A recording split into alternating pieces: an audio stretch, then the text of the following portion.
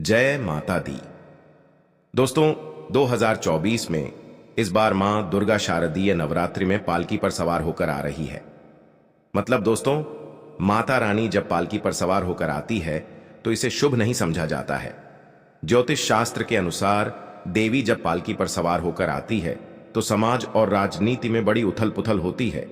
और मान्यताओं के अनुसार अगर शारदीय नवरात्रि पर अगर माता दुर्गा पालकी पर नहीं हाथी पर सवार होकर आती है तो मान्यता है कि मां दुर्गा का हाथी पर सवार होकर आना बहुत ही शुभ और कल्याणकारी समझा जाता है और जीवन सुखमय हो जाता है। और दोस्तों, भक्ति का भरपूर लाभ भक्त जनों को मिलता है, दिल में सुकून मिलता है। माता वैष्णव जी भरपूर आशीर्वाद देती है। दोस्तों, इस बार नवरात्रि पूरे 9 दिनों तक चलेगी। मतलब 9 दिनों तक नवरात्रि का पर्व मनाया जाएगा, ना एक भी दिन कम ना एक भी दिन ज्यादा। पूरे 9 दिनों तक चलेगी। माता वैष्णव की पूजा मां शेरावाली की विशेष रूप से पूजा आराधना की जाएगी। शारदीय नवरात्रि का पहला व्रत 3 अक्टूबर गुरुवार को रखा जाएगा और अंतिम व्रत 11 अक्टूबर बुधवार के दिन रखा जाएगा। और दोस्तों, 11 अक्टूबर को कन्या पूजन किया जाएगा, जो कि इस दिन नवरात्रि समाप्त हो जाएंगे। आपको बता दें, इस बार घट स्थापना का शुभ मुहूर्त सुबह 6:01 से सुबह 7:30 तक रहेगा।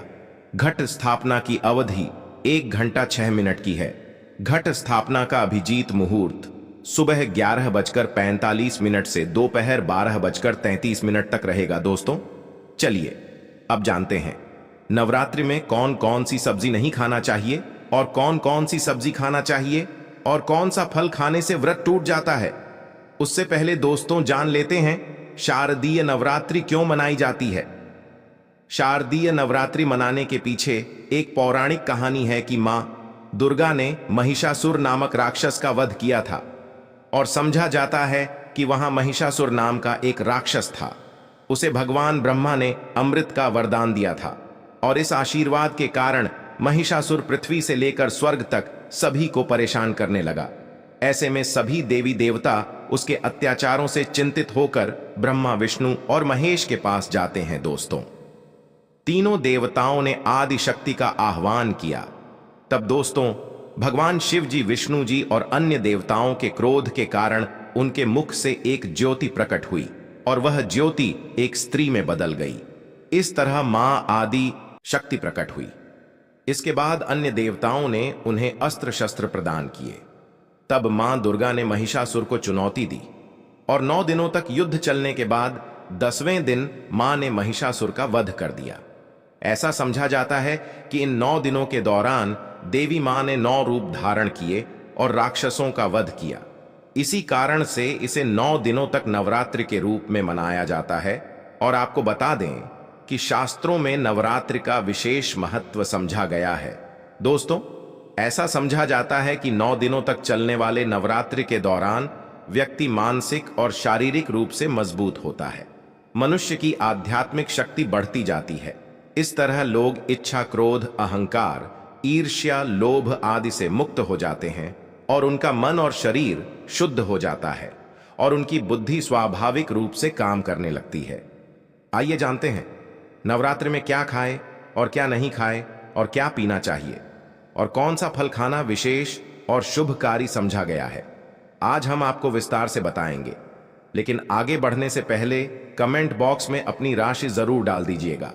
अगर भक्तों, हमारे पास आपकी राशि के अनुसार कोई उपाय होगा तो वह आकर हम आपके कमेंट का रिप्लाई में बता देंगे, ताकि आपको राशि के अनुसार फल प्राप्त हो। तो दोस्तों, राशि के अनुसार किया गया कार्य बहुत ही शुभ समझा जाता है और माता रानी बहुत प्रसन्न होती है। और दोस्तों, आपसे निवेदन है कि कमेंट में माता रानी आपका स्वागत है हमारे घर में जरूर लिखें, ताकि माता रानी का आशीर्वाद आपके ऊपर सदा बना रहे हैं। और वीडियो आपको अच्छी लगे तो लाइक करना ना भूलें। भक्तों, शास्त्रों के अनुसार बताए गए व्रत चाहे किसी भी तरह के क्यों ना हो, उनसे जुड़े नियम का पालन करना अति आवश्यक समझा जाता है, क्योंकि भक्तों, जो मन के मुताबिक किया जाए वह संघर्ष नहीं कहलाता। कहा जाता है कि मनोकामना को पूर्ण करने के लिए थोड़ा सा संघर्ष मतलब की तपस्या तो करनी ही पड़ती है। इसीलिए दोस्तों, ऐसी मान्यता है व्रत को पूर्ण विधि विधान से किया जाना चाहिए तब आपको व्रत का पूर्ण लाभ फल प्राप्त होता है, अति उत्तम और शीघ्र दीर्घायु वरदान प्राप्त होता है। आपकी सभी मनोकामनाएं शीघ्र माता रानी पूर्ण करती है। ऐसे व्यक्ति को मरने के बाद माता रानी के चरणों में स्थान मिलता है। वह सदैव मां की सेवा करता है और ऐसा भक्त स्वर्ग लोक में जाता है। इसीलिए हर शास्त्र यही कहता है कि सच्चे दिल से अगर आपके मन में मां के प्रति श्रद्धा हो तो बिना पूजा पाठ के ही सारा फल मिल जाता है। और अगर मन में ईश्वर के प्रति शंका हो तो उस मनुष्य को कई जन्मों तक सुख नहीं मिलता, वह में ही भटकता रहता है। भागवत गीता में भगवान श्री कृष्ण ने स्वयं कहा था, भक्तों, जो मनुष्य सच्चे हृदय से ईश्वर को पुकारता है तो उसका नाता उस शक्ति से जुड़ जाता है जिसे आपने सच्चे हृदय से पुकारा था। इसीलिए दोस्तों, भगवान भी कहते हैं कि सच्चे हृदय से ही ईश्वर को पुकारो तो वह आपकी हर मनोकामना को पूर्ण करते हैं। भक्तों, कई लोग ऐसे हैं जो भगवान के सामने घंटों पूजा पाठ करते हैं तथा रोते हैं, फिर भी भगवान उनकी कभी नहीं सुनता। दरअसल जब आप सच्चे मन से ईश्वर को पुकारते ही नहीं है तो भला वह आपकी पुकार कैसे सुनेंगे दोस्तों। यह तो थी वह बातें जो भक्त और भगवान के बीच की हैं। अब हम जानते हैं नवरात्रों के दौरान क्या नहीं खाना चाहिए और क्या नहीं पीना चाहिए, और कौन सा फल खाने से व्रत संपूर्ण और सफल हो जाता है। दोस्तों, आइकन को दबाना ना भूलें।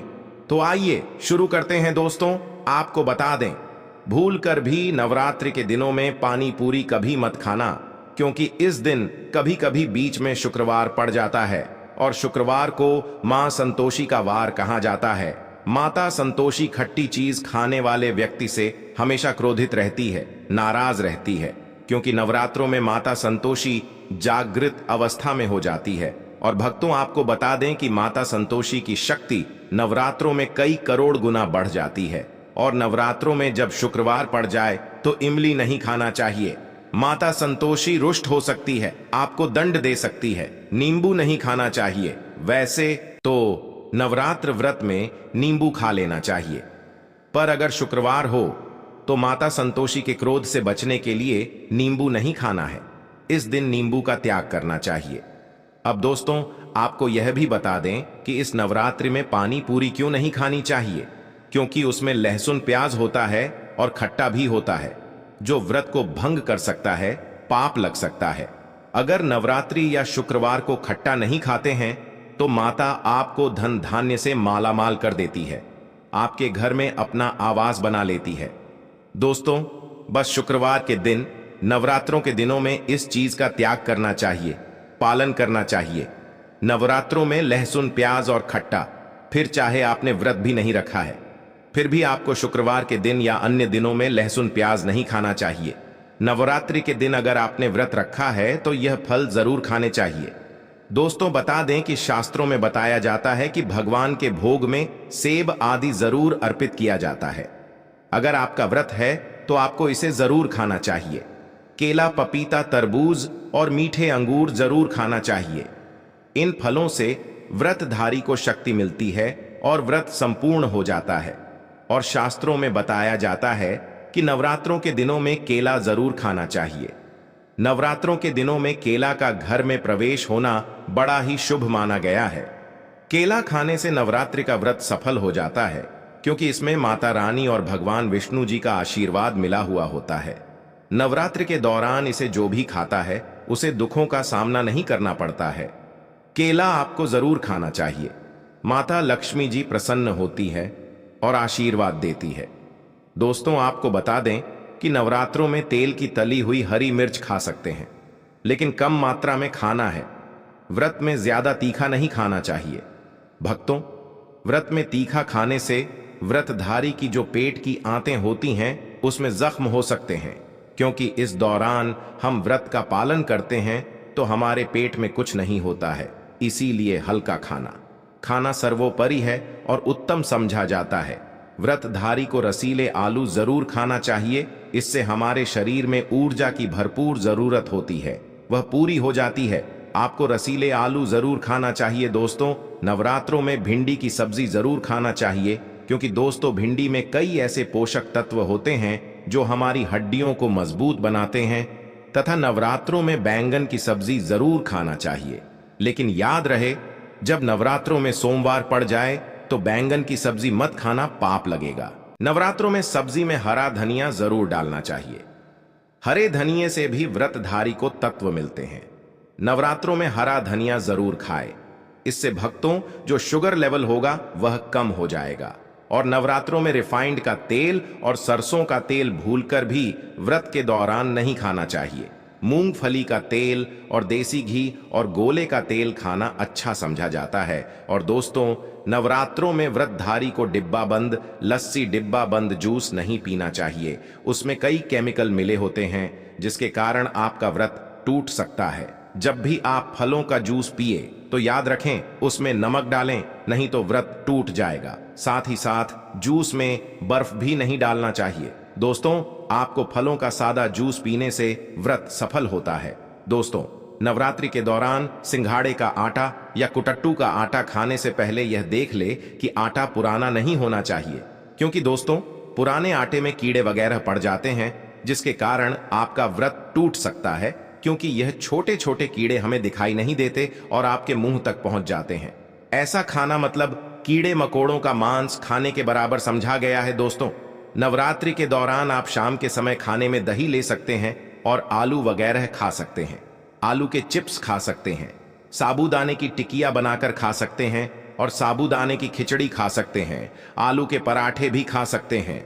दोस्तों, शारदीय नवरात्रि के दौरान आप दूध पी सकते हैं जो आपको ताकत देगा। चाय वगैरह भी पी सकते हैं। साथ ही साथ यह भी जानिए, माता रानी को 3 चीजें कभी अर्पित मत करना, इससे माता रानी क्रोधित हो जाती है। ऐसे में अगर आपको नवरात्रि की रात यह एक चीज अगर दिखाई दे जाए तो समझो माता रानी आपसे प्रसन्न है। जानिए सब कुछ इस वीडियो में।